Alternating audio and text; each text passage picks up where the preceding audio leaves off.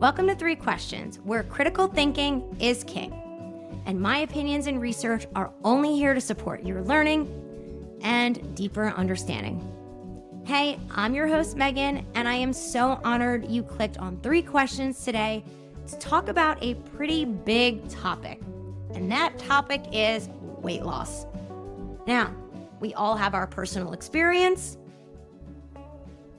our personal beliefs, and I want us to leave all that at the door today and think about these three questions and really think if maybe we're missing a big part of the puzzle.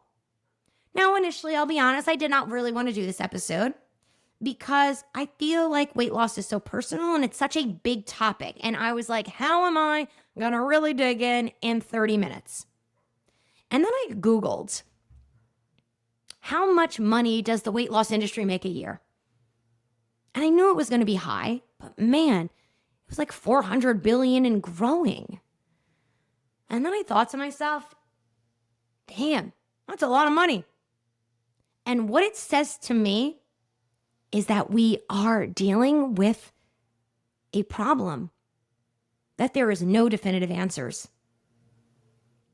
Okay? If there was, we wouldn't be coming up with new things all the time. And people want answers. People want solutions. People want help. So if anything, my goal of today's podcast is we're going to look at like an aspect of weight loss that is often ignored. And I just want you to think about it a little bit, argue both sides at each question, and maybe come to a conclusion for yourself. Or maybe you will ask a question to a client or yourself that's struggling with weight loss. And maybe that could be the thing that just gets them to the next phase or closer to their goal. So let's get into it. Question 1. What if your weight loss struggle had nothing to do with discipline? Nothing to do with discipline. But instead was the way your brain is interpreting fullness, safety, and reward. Now, this question is a big one. And I think everybody assumes, I've done it too. I don't like to admit it, but I'll admit when I was wrong. I think we assume when people gain weight in a significant amount that they have a discipline problem. Well, you're just not exercising enough. You should just go to the gym and lift weights. Why are you doing this? Stop eating that. There's choices in life. We all have to make choices. Come on, guys. It's more complex than that. So question 1A, what does happiness feel like? Think about it right now. Yell it out in your car, on the track, wherever you're listening to this. What does happiness feel like? Come on, tell me. What does happiness feel like? Man, it's so hard to answer, isn't it? I asked my advanced mentees years ago, and frankly, the answers were appalling. I mean, my answer wasn't good either. I was so pissed at my answer. And I kind of went back and I was like, all right, it can't be like our spouse, our children, our dogs. It's got to be something deeper, guys. Something within us. And then all I could come up with was laundry. Now, it wasn't laundry. It was because how I do laundry. For me, when I'm having a day where I'm super anxious or just can't get one foot in front of the other, I always do at least one load of laundry because at least I completed something. So I equate happiness with completion. I think that's kind of bad. Now, let me explain. It's not bad. Listen, I'm a pretty motivated person. I kind of like to do things. However, happiness should not be based off completion. I tell my students all the time, enjoy the process, and I do. That's kind of how I live my life. However, I was saying it, I don't think I was embodying it. And I realized, number one, you don't have to feel happy all the time. That would be weird, right? Also, maybe happiness is just kind of normal, or happiness is excessive joy, not the absence of sadness. Everybody's going to say something different. And if you say, this is the definition of happiness, get out of here, relax. What makes you happy is not going to what makes me happy. All right? So I asked that question about happiness because I feel like it's the same thing about fullness. So 1B, what does fullness feel like to you? Go ahead. Yell it out. What does fullness feel like to you? I don't want to share my answer, but I have to. I've got to be honest with you guys. Fullness to me feels like discomfort and a little disgust. Now, let me explain. A little background on me. I have celiac. I was diagnosed later in life. I didn't go to the doctor to see if I had celiac. I went to the doctor because I was losing a lot of weight and I looked gray and I couldn't eat anything. I was always very full. Okay. The sad part of this story is I was the thinnest I ever was. I was gray and everybody kept telling me how good I looked. Talk about messing with someone's head. Now, people thought I looked good because I guess people liked me how I looked better thinner, but what are you going to do? And when I went to the doctor, I was convinced I had, one of my friends kind of diagnosed me with potentially ovarian cancer because of I was having ovarian issues, cyst, and I was feeling full all the time and I was feeling like shit. So of course I thought it was much more serious than it is. Okay. Luckily I did not have ovarian cancer. I just have celiac. And the doctor kind of reprimanded me and said, with celiac, she's like, your pancreas isn't functioning correctly. That is the major problem, but it's because you are not following the celiac diet. And I was like, but I don't have celiac. She's like, yes, you do. And then showed me the blood work and all the tests. She thought I knew I had celiac. I did not know. Okay. So what was interesting about that is because I had celiac, I was eating food, gluten, I ate a lot of bread, that was actually causing severe inflammation. Now, sidebar, it destroyed my pancreas, but anyway, I was always full. So for me, it felt uncomfortable. Anytime I felt full, it felt uncomfortable and felt like I was like overeating like Thanksgiving dinner. And it made my clothes feel tighter, my skin feel tighter, and I hated that feeling. So maybe you're like, oh my God, I have a lot of fullness too. Don't diagnose yourself with celiac or ovarian cancer. Go to a doctor, get tests. There's a lot of reasons why you could be feeling full, okay? But what was interesting to me is I thought everybody felt the same way when they were full. Nope. I work with a lot of people who are hypermobile, some with the diagnosis of EDS or HEDS, some people on the spectrum of that, some people with just some hypermobilities due to immobilities elsewhere, okay? So it was really interesting as I started to talk to clients, and I remember it was the first client I really broached the subject with. She was overweight. She's had surgeries to deal with it, and she still struggles with her weight. What was interesting upon her movement, she was also very, very hypermobile. She did not know this. I did not diagnose her with this. And as somebody who was a smaller size than her, I didn't want to comment on her weight. I didn't know if it was appropriate. But I asked her a question.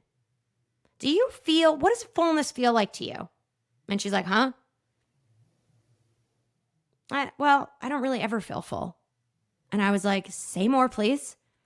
And after that conversation, it kind of opened up the dialogue. I was so afraid I was going to offend her. I wasn't asking good questions. Okay. So by getting into it deeper, she never felt full. So let me ask you this. How do you know when to stop eating? Well, I'm only supposed to have this much of a portion. Okay, guys, chill on that. Most people stop eating because they're full, or maybe they don't want to gain weight. I don't know why you're stopping to eat, but I imagine not feeling full is very hard to manage your weight or to know when to stop. The only thing I can equate it to is about the Wednesday before my period. Now that I'm in perimenopause or premenopause, whatever the hell you call it, that's actually changed. But most of my life, the Wednesday before my period, I felt like I could eat anything. Like I could eat 10 meals and I would still feel like I wasn't full, which was strange to me because I always felt full. Now, that is because hormones also play a role in fullness, okay? So when your body is prepping for pregnancy, our body releases hormones to kind of relax tendons, relax muscles, all that jazz, okay? So everybody's body responds different to that. Now, for some people, I thought to myself, oh my God, If I felt like that every day, I think I would overeat, and I'm putting that in air quotes, more often. Wow, that must be really hard when you don't feel full ever. Okay? So you might be like, I never thought of that. Or, no, I've been talking about that for years. I'm so glad someone else did. Wonderful. Keep talking about it. But what we need to understand is that people have a different understanding of fullness. Everybody describes it differently. That's number one. People with hypermobility, neurological issues, they might have proprioceptive issues. They might have spasticity in their bladder. And I've actually argued with neurologists. If someone can have spasticity in their bladder, how can they not have it in their stomach? And they'll be like, because we said so. Okay? What people don't realize is there's also gastric mechanoreceptors. That's kind of when we eat. So digestion starts in your mouth. That's why I really believe we should be chewing. Also, I did see a diet when I was searching that you need to chew this amount of times, and that people are fat because they're not chewing enough, which I'm just like, way to take science and totally go make a left turn and make assumptions. But anyway, digestion does start in the mouth, especially with carbohydrates. So anyway, when we eat, our stomach, the food sits in our stomach, and we have to break that down.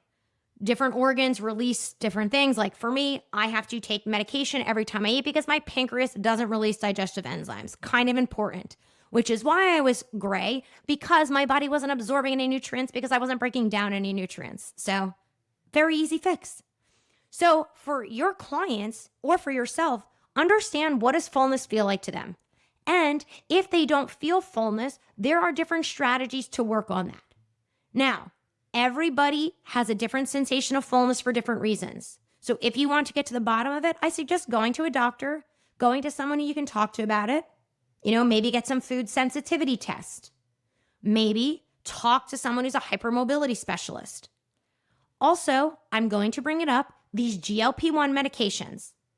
I am so sick of the yelling and screaming about them in the sense of the judgment. I would love everybody who listens to my podcast to stop judging people for taking GLP-1s. And I would like people who are taking the GLP-1s to feel less shame for doing it, because what they are designed for originally is people who have diabetes, type 2 diabetes. Someone very close to me has type 2 diabetes or pre-diabetic, took a GLP-1, and it has totally changed her life to me in a positive way. She seems less anxious, more chill. She now understands what fullness is because these GLP-1s have an effect on gastric emptying. Okay, now I kind of could argue like slowing down of gastric emptying, that's going to affect digestion overall, but what it does for a lot of people, it helps them understand fullness, what that feels like. Okay? Also, there's some other movement strategies I'll talk about at the end of this podcast, of different ways to be more mindful of eating to help with this inability to feel fullness. Because fullness is a big part of safety. So our brain is going to respond different, and our body's going to respond differently, whether we're starving or over hungry or just the right amount of full or overly full. I had to relearn how to eat after the celiac diagnosis, and it's kind of hard for me because I don't like eating small meals throughout the day. I'm like my dad, I want to eat one meal a day and be left alone. Okay? Now, for me, that eating one meal a day has become problematic because I can't eat that much in one meal, so I'm not getting enough nutrition. Okay? Now, people don't equate that with weight loss. Oftentimes, when I only eat one meal a day, I actually gain weight. Okay? But that's for a different conversation. So eating small meals throughout the day had to be a lifestyle change for me. And understanding if I ever felt extremely hungry, I had waited too long to eat. Okay? So instead of sending my brain and body into these emergency, starving, overfull, what if we just kind of stayed in that middle ground? Which is hard to do, but it's something you can train your body to do. And what's interesting, using kind of things like, behavioral theories, is when we feel better, we're more apt to do that. Okay, so there's different theories of actually making organized changes. Like I do this with my doctorate. I set a schedule of when I'm going to work on grad school work. I did not do that the first 2 years, and I procrastinated everything. I always got it done, but I was a ball of stress. And then I realized this is not working long term. And what I realized is when I actually do the work, when I assign myself to do it, I'm less stressed. I have more time on the weekends. Well, this feels really good. And it's reinforced that pattern. Okay? Also, sometimes when you just change something, you feel better. For me, I actually did not like the celiac diagnosis, if I'm being honest. I actually made a joke to the doctor and I'm like, yeah, but if it was stomach cancer, I'd be able to eat bread. And the doctor did not find it funny. I did not want cancer. I just was trying to make light. I make jokes and I'm uncomfortable. So I had to make a lot of lifestyle changes in the way I eat. It kind of sucks, but as I say, some people have real problems. I just can't eat bread. All right? So what I noticed is when I stopped eating gluten, this is my favorite story about my mother. And if you have an Irish Catholic parent, you will understand this story. When I stopped eating gluten, it's just me and my mother in the room. She whispers to me, "Are you on medication?" Now, I whispered into the microphone, but I'm going to say it. My mom asked me if I was on medication for anxiety, and she whispered it to me.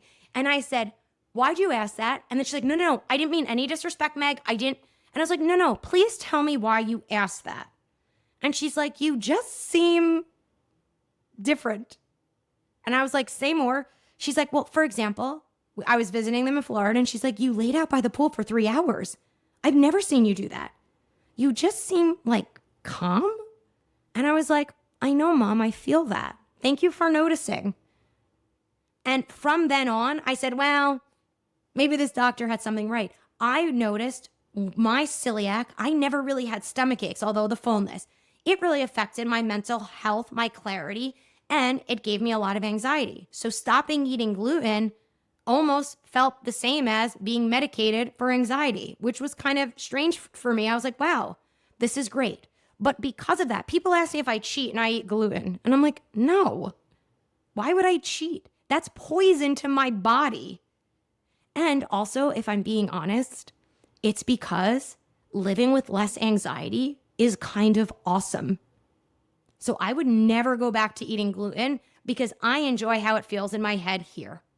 So these conditions and changing our behavior, when we feel a benefit, we stick to it. So if you're listening to this right now and you're like, yes, but I've done all the things, Meg. I've done all those things. Then I want you to hear this. Then it wasn't the thing that's going to get you to your goals. Because if it didn't give you a sensation of feeling better or a big change, it's not going to be a drastic enough change in your brain to reinforce that pattern or reinforce that reward. Okay? So to just put a bow on question number 1, I want us to think right now, after we went through that, ask yourself again, is your weight loss struggle just a discipline problem? You might still think that you could be more disciplined, but why are you not disciplined? Are you not disciplined because what you're doing is not actually working for you? Maybe you don't know what fullness feels like, or you do know what fullness feels like, and you're like me and you're trying to manage that in a different way. Maybe you do need a medication to balance your blood sugar and your feeling of fullness. And is that a shortcut? I don't think so, because I truly feel that if you cannot get a hold on what fullness feels like and the different sensations of how your body feels when it's hungry and when it's full, I don't think you can actually sustain long-term weight loss. And I am going to die on that hill. So do not shame yourself for trying a medication because you need to get step 1. Yes, discipline's important, but being able to understand how your body feels and reinforce that pattern is going to limit your ability to be disciplined. Now, if fullness and that kind of thing isn't an issue for you, then maybe you should avoid those medications, even if they keep being fed to you on your Instagram feed. Because remember, there's a cause and effect to everything. Every supplement, everything we take, even food, it's going to have a cause and effect to our body, both positive and negative. So I just want everybody to think more long-term about your health when you're making these decisions about weight loss. So question 2. This one you're not gonna like. Do you really want to make a change?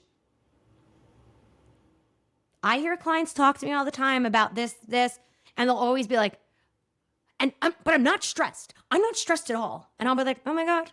And I remember saying to someone, I'm not stressed. I'm dealing with everything fine. And when I hear other people say it, I'm like, oh my God, you were way too stressed, and you were not. Just because you can deal with a high level of stress doesn't mean you need to. So I ask myself a question, and I asked someone very important in my life once who was kind of on this weight loss roller coaster. And I said, honestly, what if you were this weight the rest of your life? Would it affect you negatively or positive? She goes, no. I go, so either stop trying to lose weight or stop talking about it.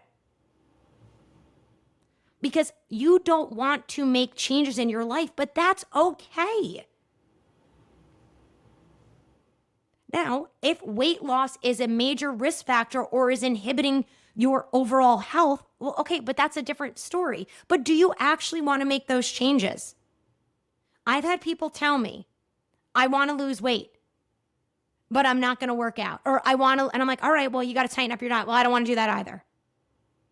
I'm like, okay. Or I've had a friend say, I'm going to go to the gym to lose weight.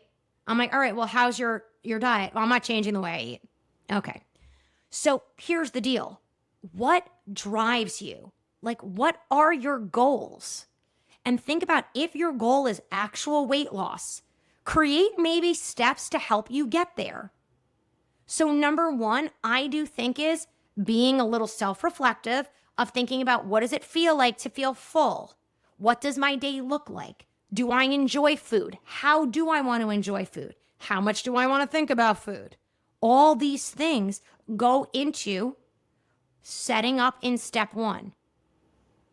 Okay? So ask yourself right now, would losing weight get you closer to your goals? If your goal is having a successful company, like, is losing 10 pounds going to change that? No. Stay focused on your business being successful, right? If we stay focused on our goals and in the process, what I always say to clients is if you stop making weight loss your goal, you might lose weight. Just be honest about what the changes you actually want to make in your life. Because for some of us, some of our lifestyle choices are adding to weight gain or weight loss. But if you're not willing to change those things, you can't have it all. I don't know who this person is who tells you, oh, you can have it all. You can drink every night and blah, blah, blah, blah, blah, but still be healthy. I believe everything in moderation. That's kind of how I live my life. Could I be thinner? I guess. Do I care? No. But I don't want to gain weight. The reason I don't want to gain weight is I have a lot of sensory issues. I don't feel great at a certain weight because how clothes fit, how clothes feel against my skin, and maybe how I view myself. Okay? We'll unpack that in another episode. But that's the truth. So I'm not willing to make any changes to my life to be 10 pounds lighter. But I'm not willing to make changes in my life that are going to make me 10, 15, 20 pounds heavier. Okay? And I think we just need to be honest with ourselves about that. That's the hard conversation, right? So think about, would losing weight get you closer to your goals? And that's yes. All right, well, let's make some steps. How are we going to get there? What's step 1?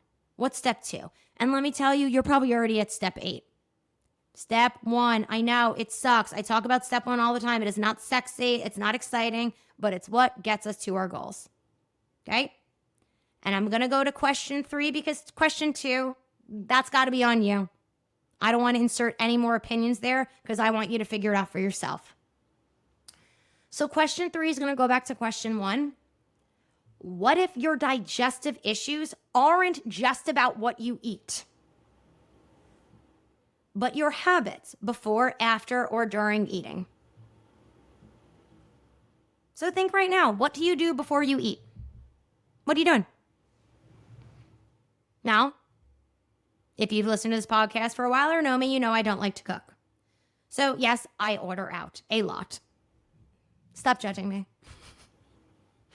Now, do I feel better when I cook?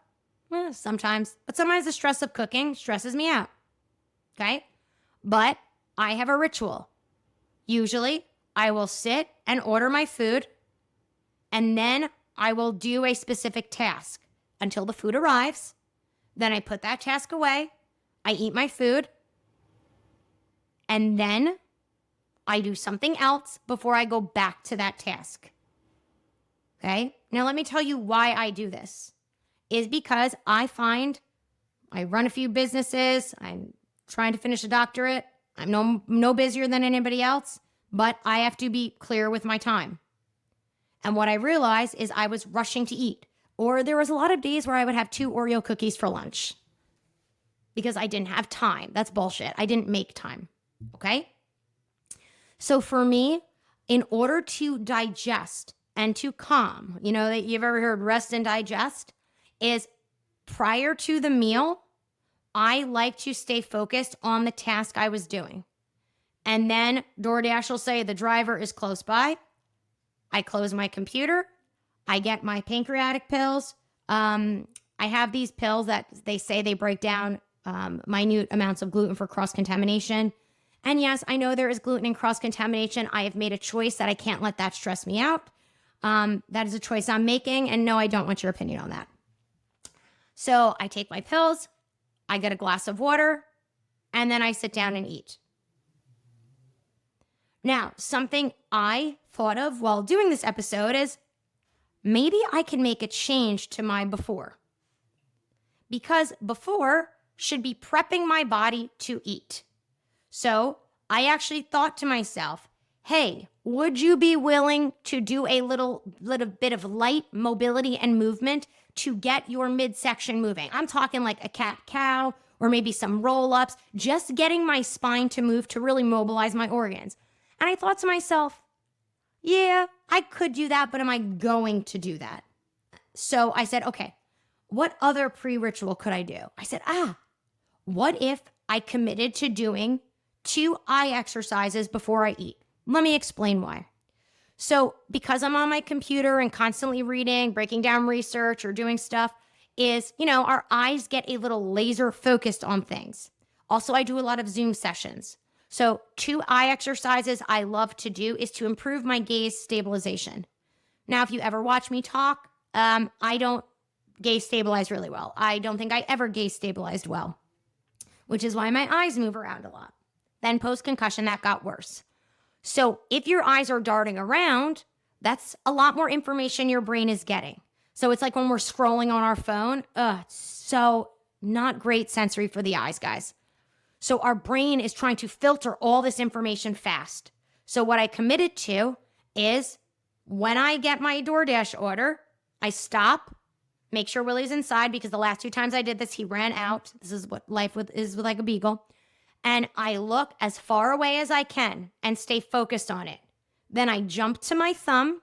That's right in front of me. Jump to my far away target, thumb, target, and stare at that target for as long as I can without blinking. So what I'm trying to do is open up my visual field so I can see further away. And by picking 2 specific targets, it's helping my eyes gaze stabilize on something specific. And now why I chose that is I always have to go to the door to get my DoorDash. Now, if my husband gets it, I decided what I'm going to do is it's best to do it outside, but I can do it inside. Pick something as far away on the other side of my house. Luckily, we have kind of an open concept downstairs. So I can look at something near and far. Okay?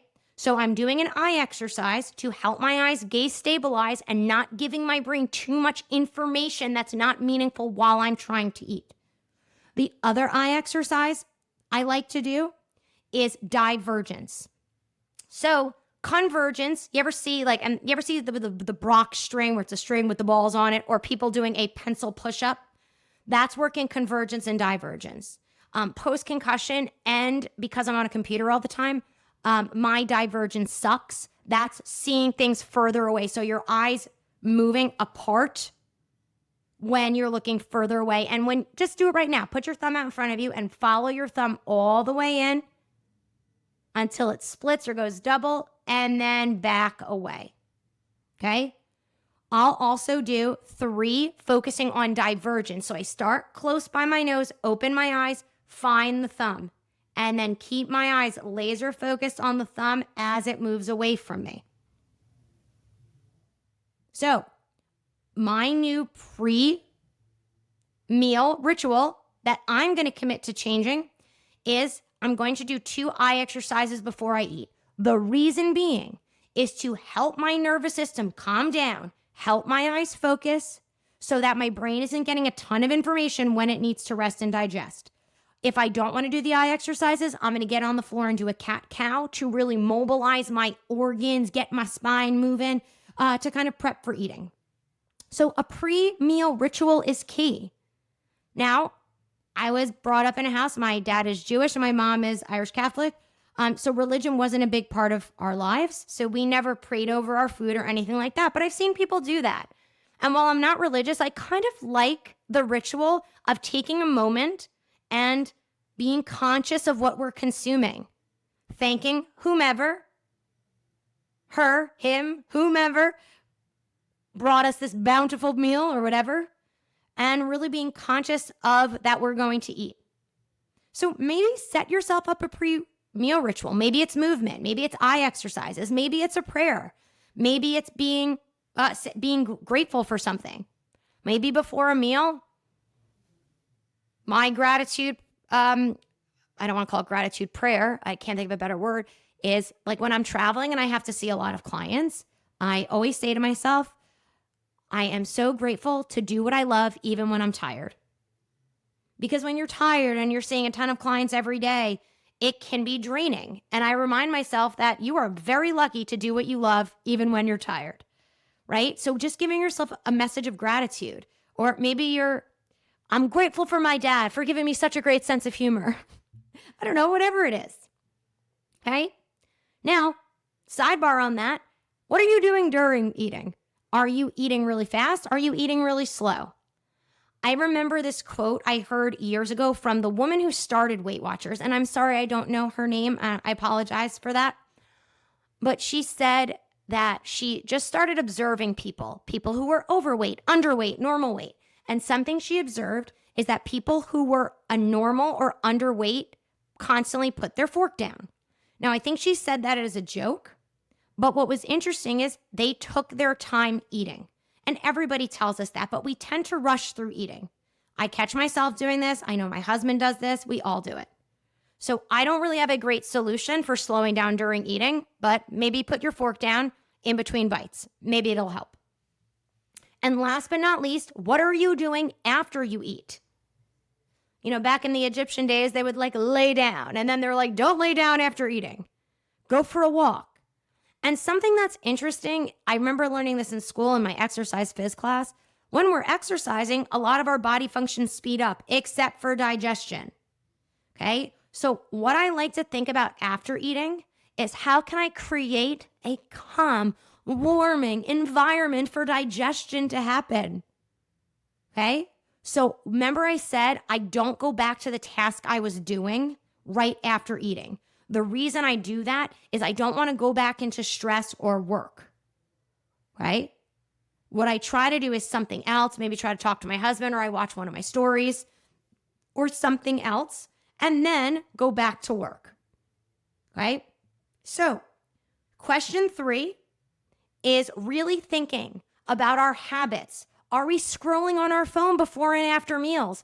Could that be interfering with our digestion because our nervous system is agitated, our eyes can't focus, our brain is getting a ton of information that it has to process and cannot focus on digestion? Or maybe we're a mom or a dad, a single mom or dad that's multitasking a lot of things, so you don't have time for a proper meal.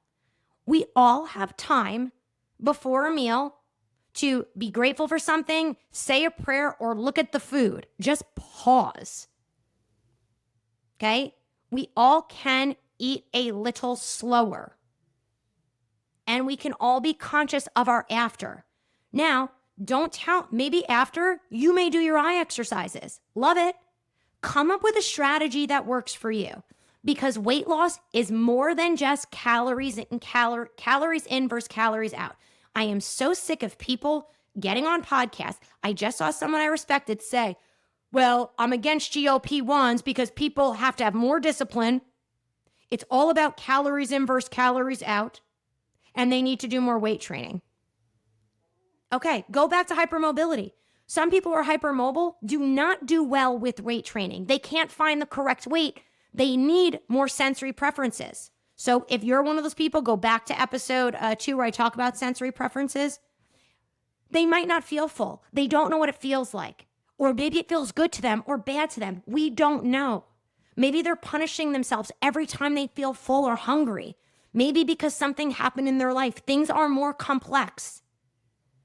Humans are complex. We all have sensory needs. We also have sensory things that distract us and make our nervous system more agitated or less agitated. So I ask you today, I know I went a little over my 30-minute allotted time, but I think it's really important to take the judgment away from weight loss and ask yourself or your clients these 3 questions. Could it be not a discipline problem, but how your brain is interpreting fullness, safety, and reward? Are you willing to make changes? Because maybe the changes we're asking people to make aren't possible. So maybe we have to sit down and create different changes, create a different strategy. And anybody who runs a successful business knows that the strategy that worked for somebody else isn't going to work for you.